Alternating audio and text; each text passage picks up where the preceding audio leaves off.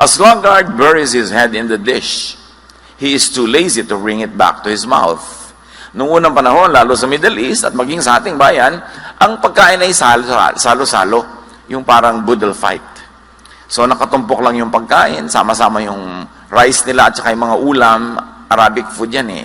Arabian food yung ganyang style of eating. So yun daw mga tamad, pag inilubog nila yung kamay nila doon sa tumpok ng kanin, hindi na nila maangat pabalik sa kanilang bibig. Nakakatulugan na ganon. In other words, wala silang natatapos. Ayaw nila mahirapan.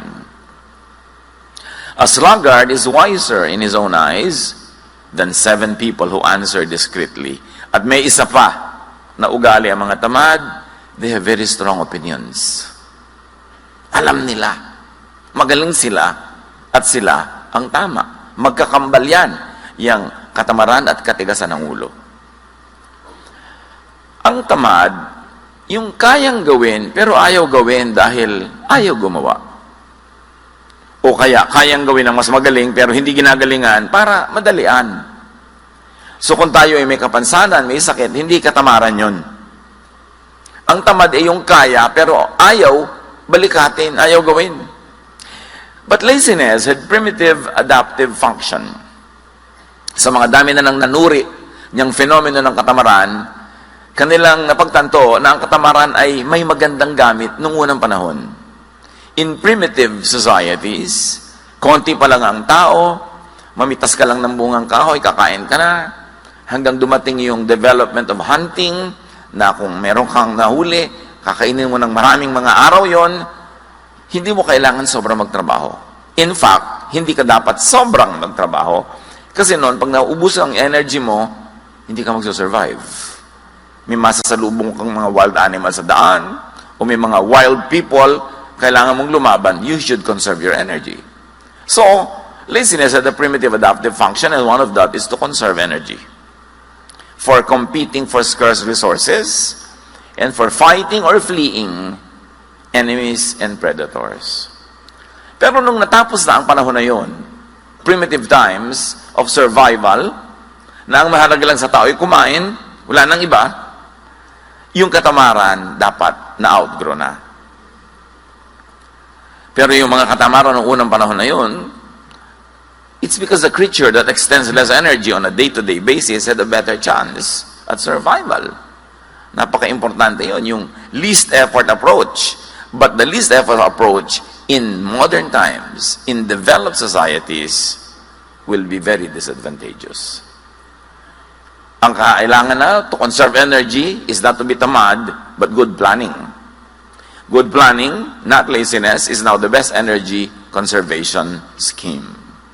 Kaya sabi sa Proverbs 21:5, which obviously was written when society was already developed, the plans of the diligent lead to profit. So kung gusto mo magtipid ng energy, hindi na katamaran ngayon. Dapat magaling ka magplano. Para walang sayang na oras, walang sayang na investment, walang sayang na pagod. So, nung primitive times, yung katamaran was to achieve more with less effort. So there was a good time for it, but the Bible says for everything there's a season, and a time for every matter under heaven.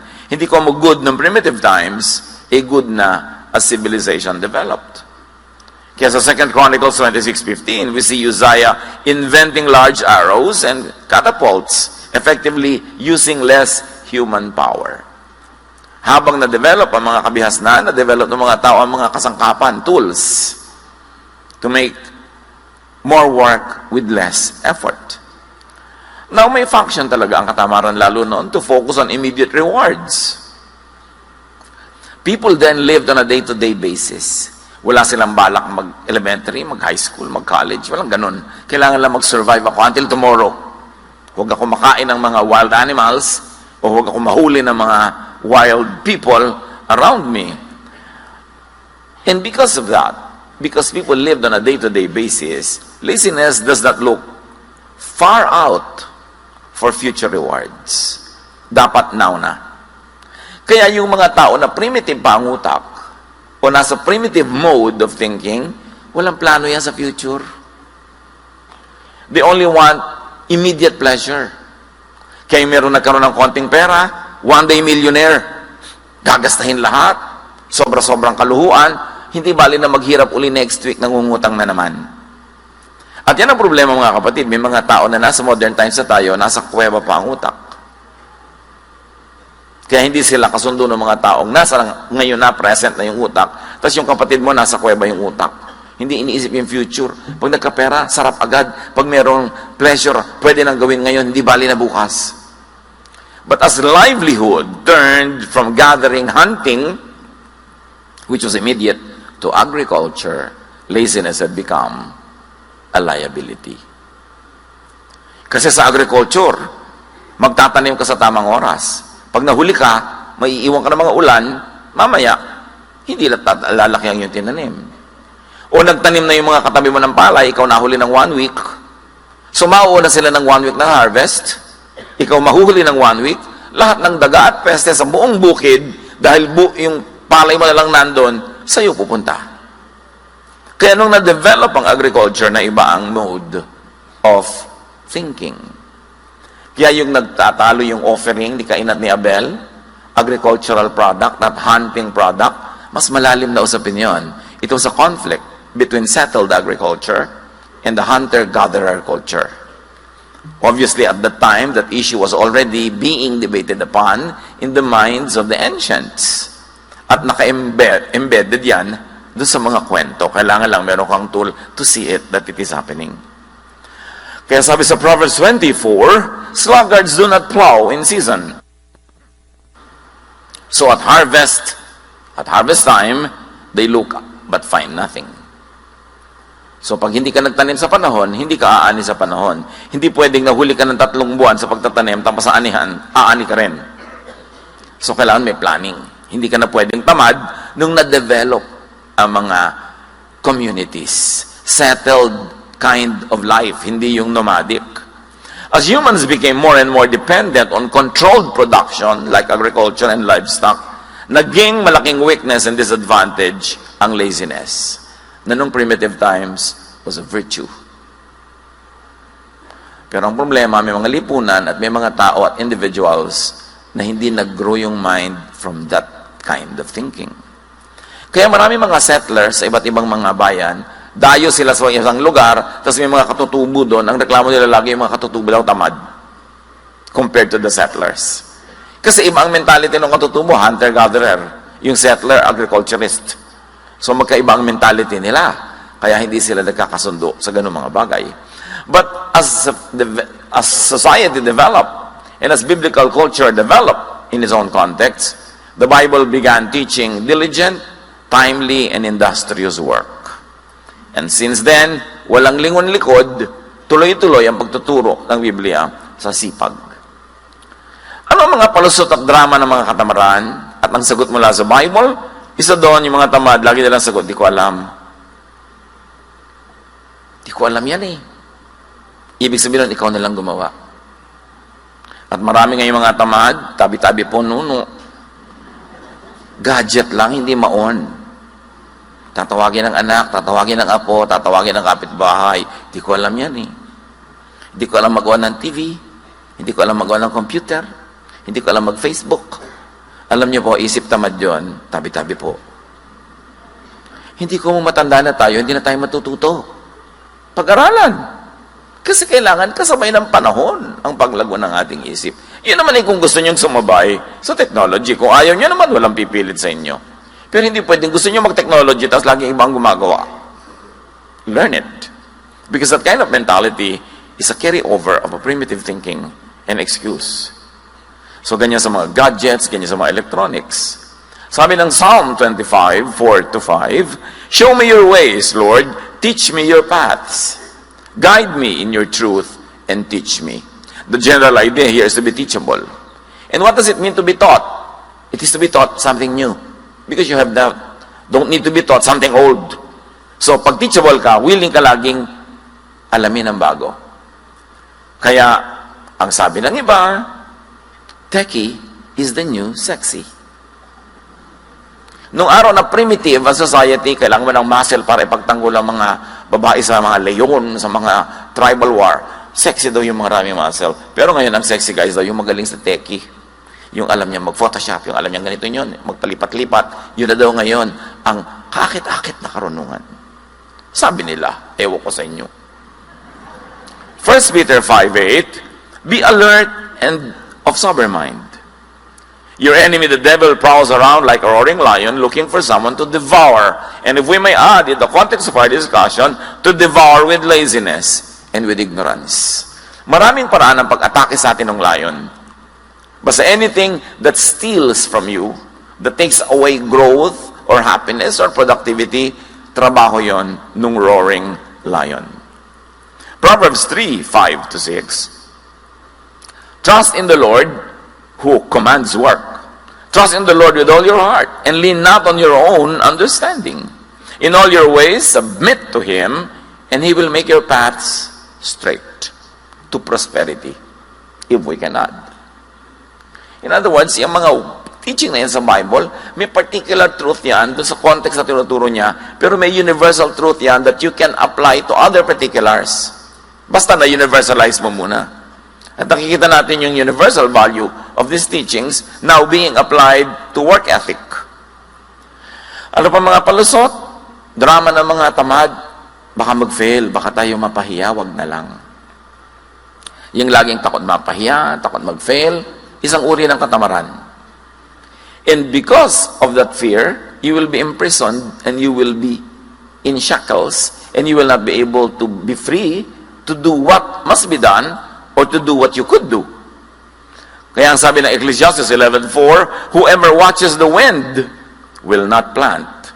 Whoever looks at the clouds will not reap. Pag lagi ka daw natatakot mag-invest, natatakot kang magtanim, natatakot kang may simulan na project dahil baka hindi matuloy, baka sumama ang panahon, baka hindi mangyari ang gusto mo mangyari. Iyan ang mga kahit kailan ay hindi aani. Dapat willing ka na tumaya. You minimize the risks, you maximize the potential of success, but still, you should take risks. Kasali yun. Some people believe that their talents, their abilities and intelligence, or lack of it, are set at birth. Wala na silang ginagawa para i-develop ang sarili nila kasi iniisip nila lahat ng pwede nilang malaman at lahat ng pwede nilang kakayanan ay nung palang isinilang sila yun na at wala nang papalitan. But you know that the Bible always teaches development and growth. So keep changing.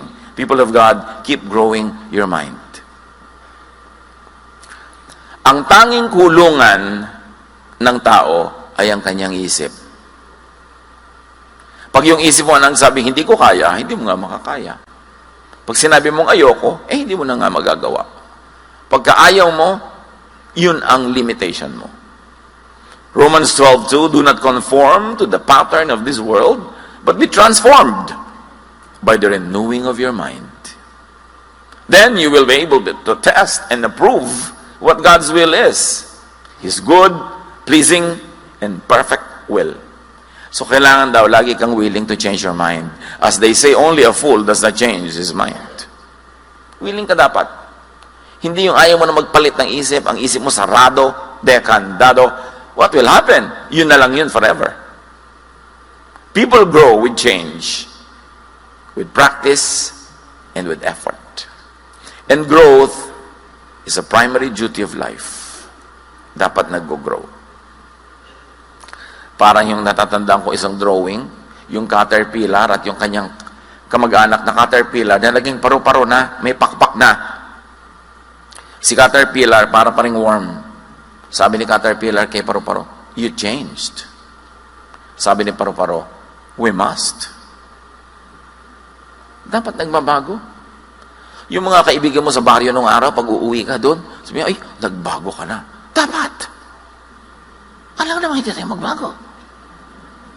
Ikaw, ayaw mo magbago? Alam niyo, nagsasabi nun, yung nagbago ka na, yung hindi siya umasenso, tas ikaw umasenso. So, para tabla na lang kayo, gusto niya, huwag ka rin umasenso. Yung, naku, hindi mo na yan ma-reach. Dapat. Kasi kung nare-reach mo pa rin ako, ibig sabihin, hindi ako nag-grow. So, yung hindi ma-reach na ibig sabihin, iniiwasan kita, umayabang ako, kundi, busy talaga ako eh. Kasi marami kong ginagawa. Marami akong inaatupag, marami akong commitment, so hindi mo ako ma-reach kahit kailan nalang gustuhin mo. Pero makakatiyampo ka rin na ma-reach mo ako. Pero may problema tayo kung kahit kailan kita gusto ma-reach, available ka. Ibig sabihin, wala kang ginagawa. Hindi po kasiraan yung hindi ka na ma-reach. Tiyempo-tiyempo lang yan para mo ma-reach. But an achiever, an active person, a fruitful person, mahirap talaga laging makaladkad yan. Kasi may mga kaabalahan. Pero hindi tayo dapat nagdadrama na hindi ka na ma-reach, nagbago ka na. Sabi nga nung paro-paro, we must. We cannot remain caterpillars. We must grow wings and fly because we are butterflies. Meron pang isang palusot, I can't. Di ko kaya yan. Natinig niyo ba yung katang, di ko kaya, di ko kaya, di ko kaya. Pag sinabi mo na sinabi yun, talagang hindi mo na nga kakayanin kasi nagpasya ka na di ko kaya. Laziness often comes from neurotic fear. Sa takot, abnormal takot na mabigo, na masaktan, na malugi, ayaw na lang. Namimili yung between the classical fear na flight or fight.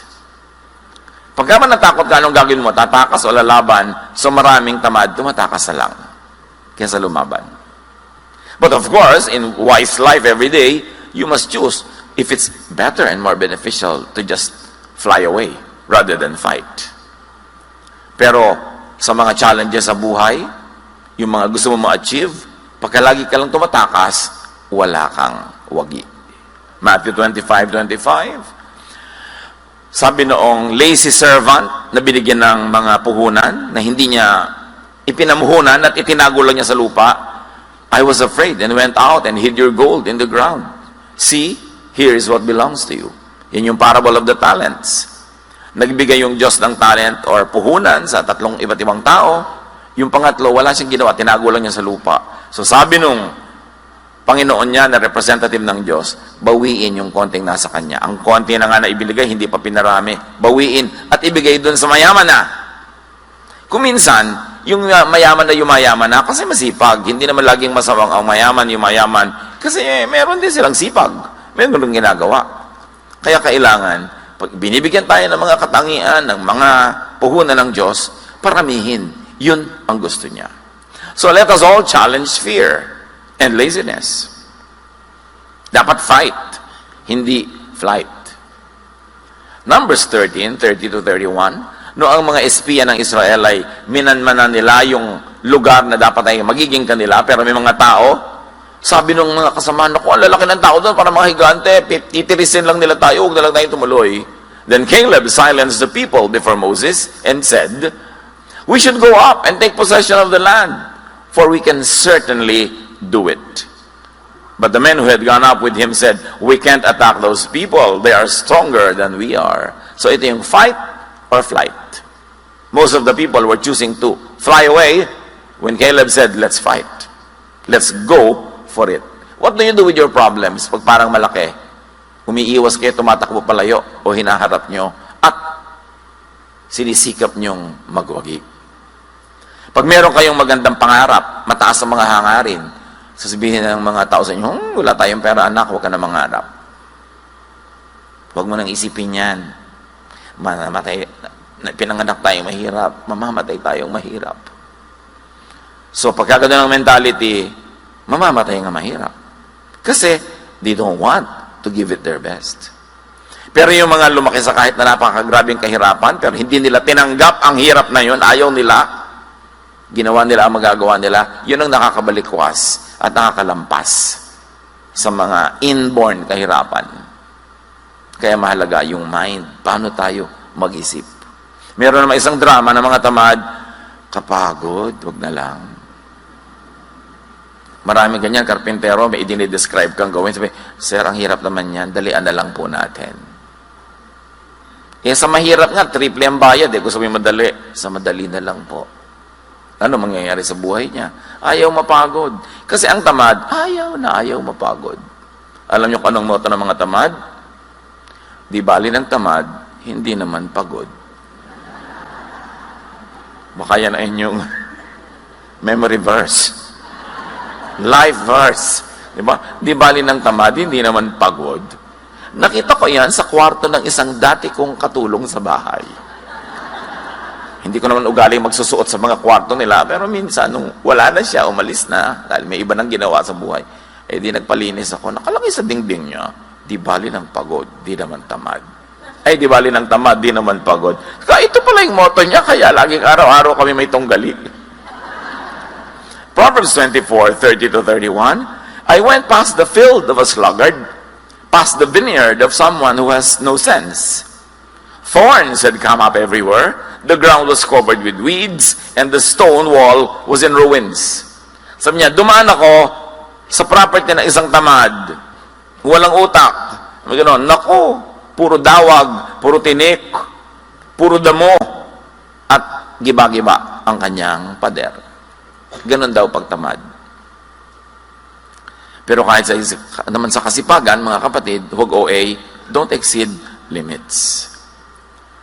Kahit yung mga paggawa ng mabuti, paglilingkod, dapat may pahinga ka rin, ha? Huwag naman yung extreme. Mark 6:31, no, ang mga disipulo ng Panginoon ay hindi makapagpahinga, hindi makakain dahil sa dami ng pinaglilingkuran, subalit napakaraming taong dumarating at umaalis at hindi na nila makuhang kumain. Kaya't sinabi ni Jesus sa mga alagad, magpunta tayo sa isang lugar na kung saan maaari tayo makapagsarilinan at upang makapagpahinga kayo kahit na kaunti. Ganyan kung gano'n kabait si Jesus. Pinaglilingkuran ng kanyang mga alagad yung mga tao, pero sa inyo, magpahinga muna tayo, iwan muna natin sila. Doon sa tayo-tayo lang para kayo makapagpahinga. So huwag naman tayong extreme sa sipag, kahit pa nga sa mga gawain ng Diyos. Kasi ang Diyos nga nagturo ng pahinga. On the seventh day, we should all rest. Isa pang drama ng mga katamaran yung, hayaan na. Sige na lang. Ecclesiastes 10:18, through laziness, the rafters sag, because of idle hands,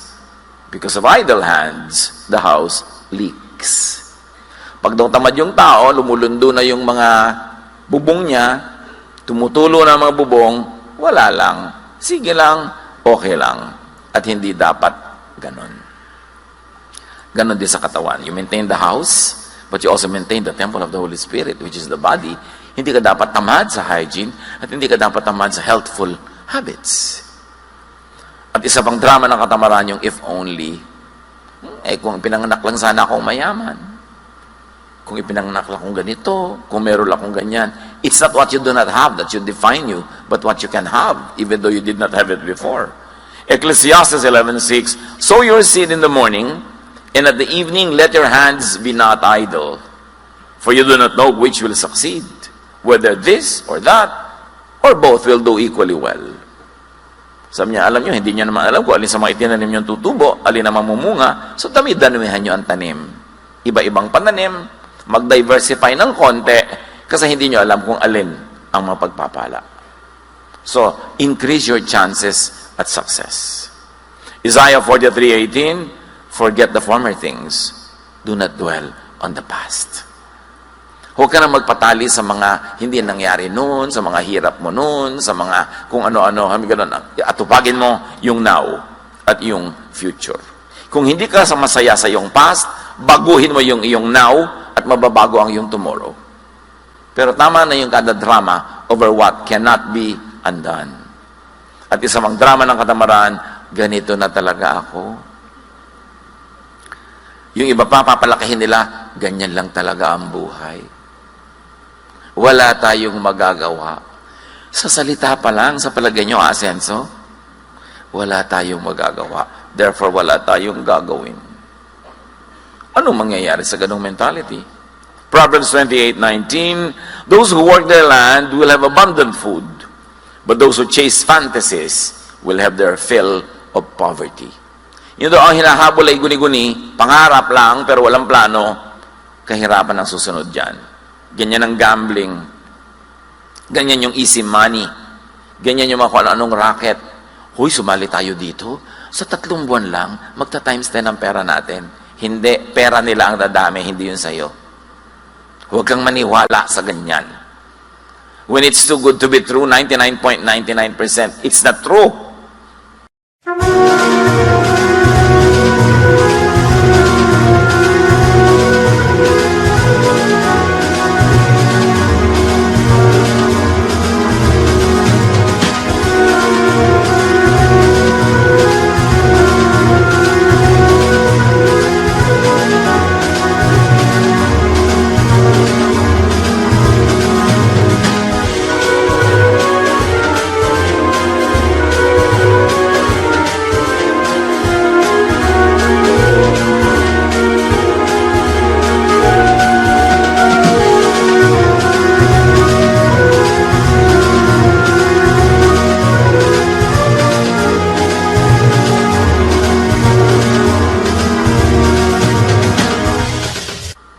Ang lagi nyo itatanong, at lagi ko pinapaulit-ulit sa mga nagiging biktima ng mga kung anong racket. Nag-i-invest, nauubos ang pera, pati gintong ngipin, binabakbak para invest. No? At idadamay siyempre mga kapatid, mga kaibigan. Kaya mamaya sila-silang nag-aaway at nagsisisihan. Ang isipin nyo lang ganito, kung talagang kikita tong scheme na to, pag may nagpupunta sa'yo, nag-aalok, alam mo kung talagang kikita yan, ba't di mo ilok sa mga kamag-anak mo? Bakit sa akin? Bakit? Love mo ba ako? Eh, hindi naman tayo magkakilala, hindi mo ako love. So, bakit mo ako gustong kumita? Ba't hindi yung mga mahal mo sa buhay ang pakitain mo? Ganito lang ang isipin mo. Pag kami nagbibigay sa inyo ng kung ano-ano mga investment, huy, alam mo, kikita ko dito. Eh, ba't di ikaw? So, dinabi namin ang kamag-anak mo ng father side, mother side. Tapos kamag-anak ng asawa mo, mother side, father side. Bakit hindi sila? Ba't sa akin? Yun lagi nyo itatanong para hindi tayo nauuto, mga kapatid. Pag parang napakaganda at kaakit-akit ang inaalok, ang itanong mo lang, love ba niya ako? At kung hindi kanya love, magduda ka. Bakit niya sa'yo ibibigay? So yan daw mga fantasy ang hinahabol, yan ang sumasadsad sa pagdarahop. Kasi hindi plano ang kanilang scheme para makaahon sa buhay, kundi pangarap at guni-guni. 2 Thessalonians 3:11-12, we hear that some among you are idle and disruptive. They are not busy. They are busybodies. Such people we command and urge in the Lord Jesus Christ to settle down and earn the food they eat. Ang linaw na itinuturo sa very young church. Kasi marami sa young church, akala nila dahil Jesus is loving, dahil because we love, therefore hindi na ako magtatrabaho, bigyan mo na lang ako. Therefore, may sakit ako, ipagamot mo ako. Therefore, nangangailangan ako, ibigay mo na ibigay. Ang daming abusadong Christian. Kasi akala nila, ganun ang ibig sabihin ng God's love. Kaya marami sa mga churches, pagka medyo may kaya ka, tapos may sister, diba? Mag-isip-isip ka, diba? Kamala ka na yung utangan next week. Yung pa-sweetie-sweetie pie sa'yo, diba? Sister. That's why I always advise people, meron kang sariling kumpanya, gusto mong mag-Bible study doon, kumuha ka nila ng ibang teacher. Huwag ikaw. Unless talagang kinausap ka ng Diyos, dapat ikaw. Kasi mamaya, yung mga empleyado mo na naging sister and brother ka na, abusuhin ka na. So magpadala ka ng ibang teacher doon, pag pumapasok lang sa office nyo, ang tawag pa nila sa'yo, ma'am, hindi sister. Kasi ang daling umabuso. Sabi ko sa inyo, magtrabaho kayo para kayo kumain. Huwag pa kayo mapaka-sister dyan. At pagka binibigyan kayo, sige, pero huwag niyo obligahin dahil lang sister, brother. Hindi ganun ang turo ng Diyos. Abuso yun ng maraming tao. Isa pang drama ng mga tamad, nakakahiya. Kakambal kasi ng katamaran niyang hiya.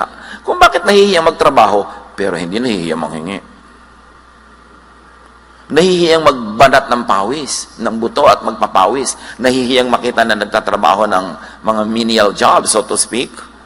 Walang menial job. Pagka pinagtrabahuan mo yung kinita mo, napakarangal nun. Pero yung mga tamad, nahihiya pang marangal ang ginagawa, pero hindi nahihiyang mangingi. Sabi nila, nakakahiya. Proverbs 4:23, above all else, guard your heart, for everything you do flows from it. So guard your heart, guard your mind. Ibig sabihin, pakaisip-isipin mo kung anong iniisip mo at piliin mo kung ano ang dapat ikahiya. Hindi dapat ikahiya ang pagsisikap para kumita. Ephesians 5:29, after all, no one ever hated their own body, but they feed and take care their body, just as Christ does the church. So what? We have to take care of our body, we have to feed our body mula sa ating pinagpaguran. Liban na lang tayo sobrang bata, sobrang tanda, o sobrang hina at may sakit. Earn your food, earn your maintenance. Overcome laziness. At kung hindi tayo yung lazy, teach people around you who are lazy to overcome laziness. Strive to do your best and teach people to do theirs. Ecclesiastes 9:10, whatever your hand finds to do it with all your might. For in the realm of the dead, where you are going, there is neither working, nor planning, nor knowledge, nor wisdom. Ganyan ang pananaw ng mga ancient people. May ganun, pag nasa kabilang buhay na, iba na doon, hindi mo nagagawin ang mga ginagawa mo rito, we may never work like this again. So work well na. Gawin mo na ang dapat mong gawin, kasi pagdating mo sa kabilang buhay, iba naman ang andar doon. Review and refocus your direction if guilty. Or people around us are guilty and we have the clarity of mind to see that they are guilty.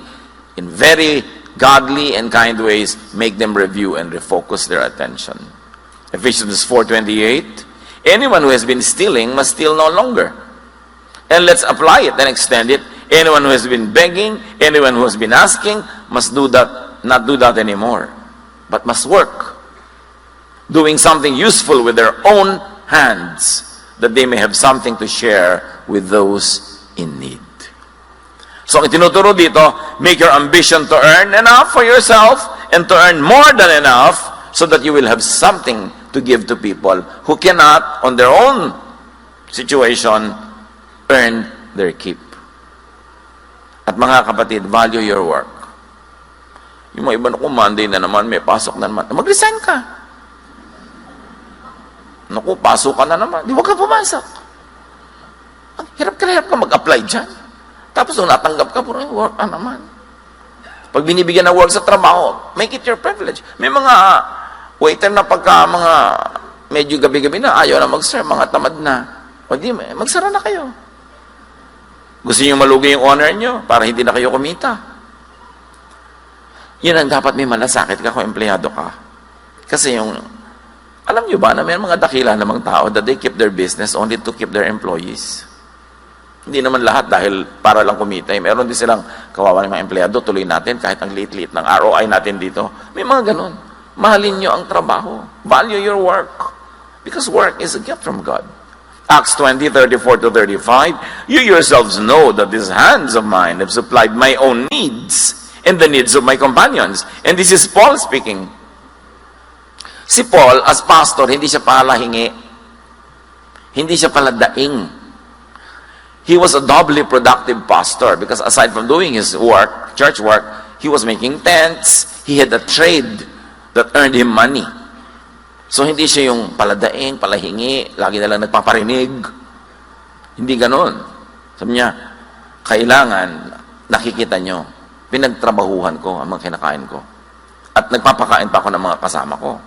In everything I did, sabi niya, I showed you that by this kind of hard work, we must help the weak. Remembering the words of the Lord Jesus Himself, it is more blessed to give than to receive.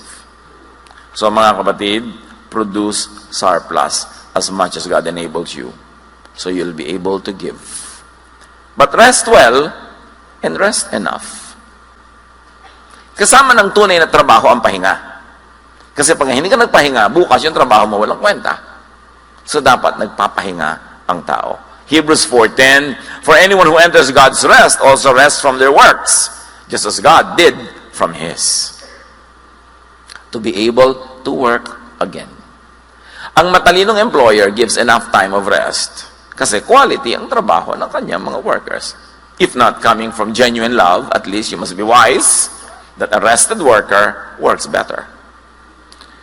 Overcome laziness and keep track of your improvements and progress. Hebrews 6:12. We do not want you to become lazy, but to imitate those who, through faith and patience, inherit what has been promised. And this is spiritual and practical laziness being discussed here. So, sabi nga nila, be sipag. Kailangan masipag tayo. Don't be tamad. Proverbs 19:15, ang taong tamad ay laging nakatihaya, kaya't siya'y magugutom, walang panlagay sa sikmura. Take note, meron din mga laging nakataob. No? Kasi nakataob sila mahiga. So ano lang yan? Figure of speech. May mga tamad, lagi na lang nagpapahinga, hindi naman pagod. Bakit pahinga ka ng pahinga? Teach the lazy to be sipag. Huwag konsentihin. Huwag premyuhan. At dito magaling ang maraming ina sa bayang Pilipinas. Nagpe-premyo sa mga anak na tamad. At ang pinarurusahan, mga anak na masipag. Anak, kawawa naman yung kapatid mo. Nakabuntis. Ipadoktor mo yung nabuntis. Ikaw magbayad sa panganganak at sa gatas at sa pag-aaral anak hanggang mag-college. Kawawa ang kapatid mo. Gusto sabihin, inay, sa akin, hindi kayo naaawa. Yung tamad yung batugan na anak nyo, lagi na lang yun, laging pinagdidilhensya sa akin. Nakaprenda na ang kaluluwa ko ka. Tutubos dyan sa anak nyo, sa preso. Ang gusto pa, magandang motor. Ang cellphone, gusto pa, latest. Wala namang kita. Pero maraming ganun magulang. Laging binabakalan yung matinong anak. Para doon sa mga anak na batugan. No, that is not godly. Proverbs 6:6-8.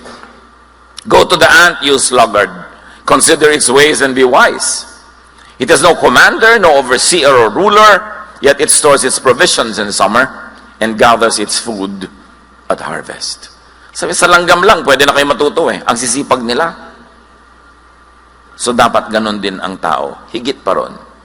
Reward kasipagan, do not reward katamaran. Kaya maraming tamad kasi maraming konsentidor.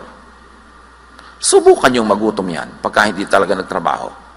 Pero lagi natin sinasagip sa mga pagkakalunod nila na sila naman ang tumatalon sa tubig. Lagi nating inililigtas sa mga problemang sila ang gumagawa. Lagi nating inilalayo sa mga pagsisingil sa kanila na mga inutangan nila. At ang ating ipinapahamak, ginagasgas, inaabuso, yung matitinong miyembro ng ating pamilya. That is not godly. 2 Thessalonians 3:10, nang kami ay kasama pa ninyo, itong itinuro namin sa inyo, huwag ninyong pakainin ng sinamangayaw magtrabaho. Sa Bible galing yan ha. Ba't ninyo isulat sa Manila paper, pentel pen, at ilagay nyo sa inyong dingding? Yung mga anak nyo batugan na, yan ang ulam. Eh, binigyan ka pa pamalengke? Wala. Ayan, daliri mo, ipalaman mo sa tinapay, anak. Hindi ka naman nag-entrega, hanap ka pa ng hanap ng ulam. Kasi kinukonsente. Charity is to give to the needy. Pero hindi lang tayo called to be charitable, we're also called to be just. Justice is to give to the deserving. Yan ang drama ng lahat ng politiko natin eh. Laging give to the poor. Wala pa ako narinig sa politiko na give to the deserving. Lagi nilang gustong hututin yung tax na binabayad ng middle class na overtax and overwork para ipamigay sa mga hindi nagbabayad ng tax. Although yung iba naman talaga dahil sa hirap, hindi tuloy makabayad. So may mga deserving talagang tulungan, pero hindi lagi tayong romantic to always give to the needy, forgetting to give to the deserving. Sa mga anak ninyo, mga kamag-anak ninyo, mga empleyado nyo, yung deserving huwag niyong pabayaan. Although meron pa rin tayo siyempre charities, we give to the needy who cannot on their own power and energy feed themselves. Because they are too young, too old, or too sick. Pero ang laki-laki ng katawan, napakabatugan, gym ng gym, nagpapabili pa sa'yo ng supplement. Tapos pinapagalaw-galaw niya yung mga muscle niya na ganyan na hindi naman kumikita. Sana napagkakakitaan yung gaganon-ganon na muscle, no? Importante, huwag tayong konsentidor sa tamad. Huwag tayong extremely charitable that we forget to be just. Ecclesiastes 7:18, whoever fears God will avoid all extremes. Father, teach us to be balanced in our thinking sa pagbibigay namin sa needy at sa worthy.